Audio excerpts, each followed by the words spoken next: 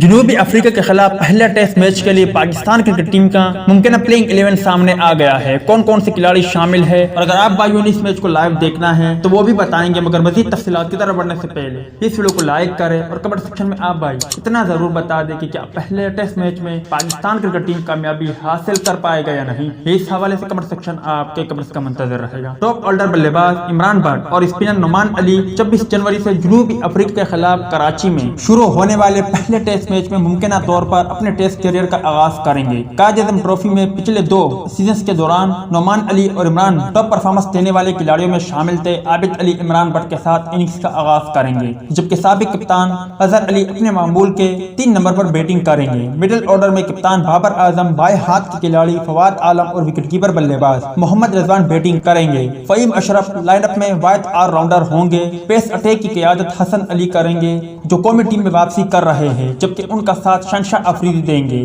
تجربہ کار leg spinner Yasir Shah Noman علی کے ساتھ اسپن بولنگ ڈپارٹمنٹ کا چارج سنبھالیں گے۔ اگر آپ بھائیوں نے ساؤتھ افریقہ اور پاکستان کے مابین پہلا ٹیسٹ میچ لائیو دیکھنا ہے تو سمپل دیے گئے ڈسکرپشن میں جو آپ بھائیوں کو لنک نظر آ رہی ہے اس پر کلک کریں۔ جیسے ہی آپ کلک کریں گے اس کی مدد سے آپ بھائی بآسانی لائیو اسٹریم دیکھ سکتے ہو۔ اس کے علاوہ کوئی بھی پریشانی ہو تو کمنٹ سیکشن میں اپنی اوپینین شیئر ضرور کریں۔